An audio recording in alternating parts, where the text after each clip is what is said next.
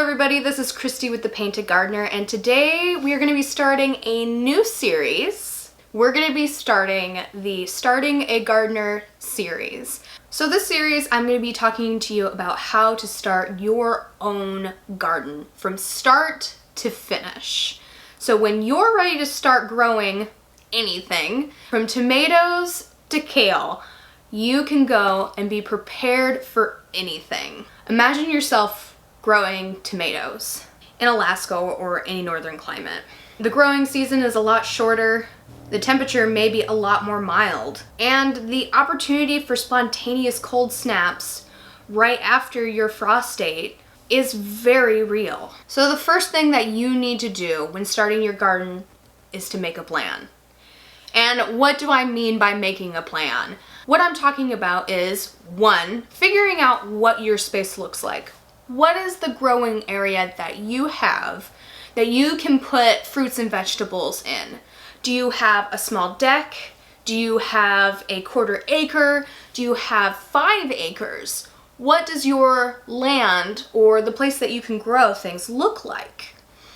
Also, what kind of garden do you want? Do you want a container garden, which is really good for apartments and small areas like back patios and decks? Do you want to do in-ground because you have good soil? Or do you want to do above ground or in garden boxes because it's easy to tear down if you're in a rental like me? Or because it's a nice way for you to not have to dig in the ground, you don't have to worry about cleanup as much, and you can use that area next year a lot easier. The other things that you need to consider are the supplies you're going to need to grow your seedlings. There are 2 different ways to do this. You can start them from seedlings inside, or you can direct sow them into your pot, ground, or garden bed. Now, if you decide that you're going to be doing seedlings inside, which is something a lot of people consider, either because of the plants they decide to grow are either frost tender, they have a very long fruition date, which means that it takes a very long time for it to bear fruit. Like watermelon has over 100 days before the fruit is ready to be picked off. And if you live in Alaska, it's a lot harder to get a fruitful harvest if you start your watermelon outside. So you have to choose which vegetables and fruits you're going to be starting inside versus outside. So when you've made the decision to do indoor seedlings, which a lot of people do, including myself. If anybody watched me on the beginning of this journey where I had over 50 tomatoes that I was replanting, you know that you can get a little carried away by doing indoor seeding.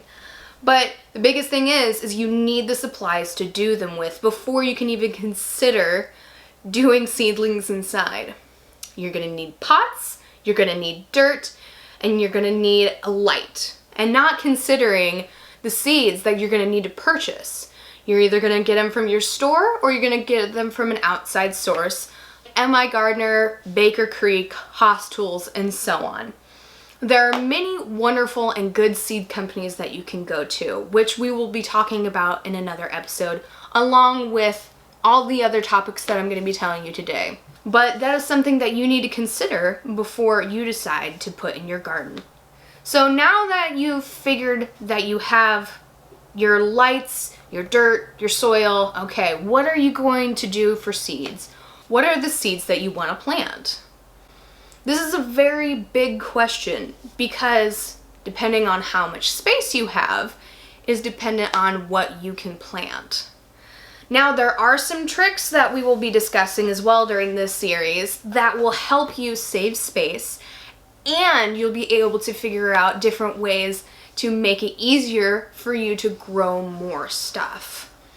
But for now, we need to figure out what you want to plant. For me, I grew a lot of tomatoes, I grew spaghetti squash, cucumbers, zucchini, watermelon, corn, and a couple other things. And the reason why I did this, it's because I saw the space that I had, and the way I was able to plan this out was because I listed all of the plants that I wanted, I figured out the space that I had, I drew out everything, and created my garden beds. And then I put in all of the plants that I wanted, understanding the space that they needed.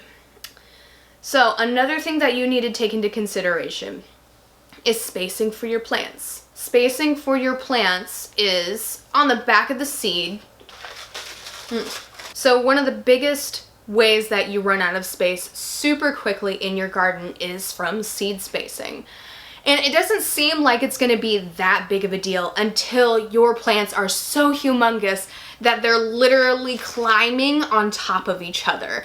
And now you don't know what to do because one of two things has happened. They're overgrowing over each other, or they've stunted themselves because they've been trying to take nutrition from each other. When you look at your seed packet, there's going to be directions on the back that are going to share with you what the seed sowing distance between the seeds should be. On the back of here, this seed packet is giving you the information that you need in order to sow the seeds together. Or when you made the decision that you are going to be doing these seeds inside because they have 100 days until maturity and your season is 120 days long like mine, you decide that you're going to be sowing them inside. Their initial seed spacing is going to be 3 inches, but when they get mature, they need to go up to 8 inches to a foot. And that is a very important thing that you need to remember, because instead of having 3 inches, you might have accidentally thought you had, so you could plant all these corn and it's fantastic, you have all this space. You realize that you only are allowed to plant 1 corn in 8 inches to 12 inches. So it goes from 6 to 8 corn all the way down to 3 corn in a spot that you had planned out. And that space that you really wanted to use all these different things for has just gone down so quickly, which is why plant spacing and drawing a map out of your plants is so important. So this is actually something that is important for people with small gardens and large gardens, because no matter what you do, making and mapping out a plan for your fruits and vegetables can save you a lot of time and hassle in the long run.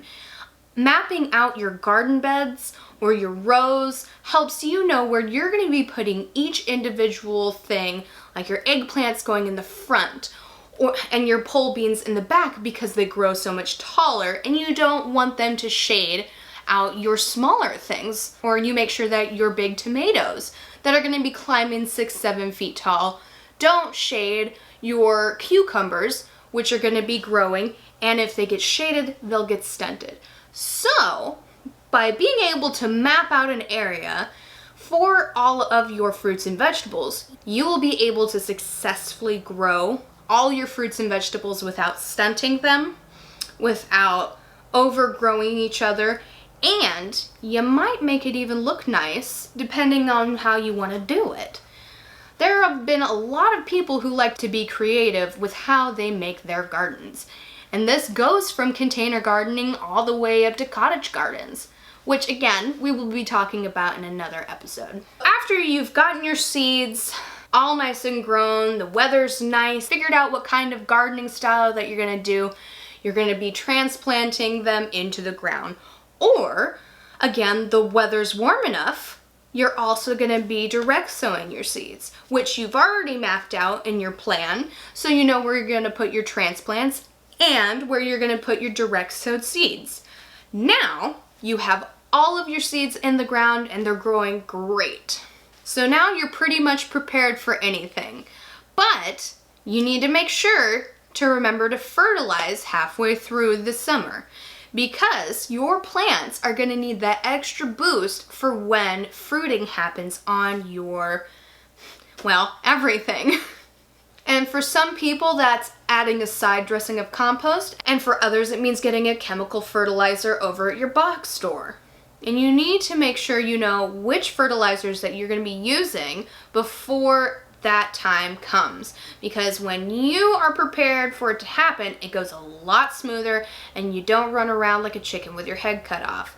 Trust me, I'm saying this from experience. And you don't look good running around looking crazy like that. Anyway, You've fertilized, your plants are looking great, you're starting to harvest. Now you need to make sure you know what you're going to be doing with all of your food, either freezing it, canning it, eating it fresh. You need to make sure that you have enough storage space in your house for all of this to happen. And at the end of it all, when all your plants die, it wouldn't be a bad idea to do a composting bin so you can turn all of that plant matter you now have into new dirt for next year, so you don't have to buy dirt again, which is something I'm super excited about. We will also be doing a composting and fertilizing episode as well. We will also be doing a storing video showing you how I stored all of my fruits and vegetables, where it will go through canning, freezing, and even just storing gourds in cold, dark places. Because I didn't know this until a little while ago, but there are some things you can actually store in places that aren't the freezer and fridge. It's fantastic. But yes, this is the beginning of that series. This is the starting your next garden, or starting your new garden, or starting your first garden series. And I hope this is giving you a lot of information so you can get out there and garden next year, because this year is almost over. In all honesty, just because we're not going to be gardening doesn't mean that there isn't a lot of work to be done. For a lot of people, me included, I'm going to be tearing everything up in the next month. I'm going to be processing, and then when November, December come along, I'm going to be planning for the next spring garden. And in February, I'm going to start seeds again. There is a lot that has to be done on the off season that we don't think about. So I want to give you the tools so you can start now and be ready for when spring comes and you need to put your seeds in the ground. All right, guys, I really hope you enjoy this series. I think I'm gonna enjoy making it. And I'm really excited to be showing you what it is that gardening is all about and preparing you to start this journey of your own. This is Christy with The Painted Gardener. I'll see you next time, guys. Bye.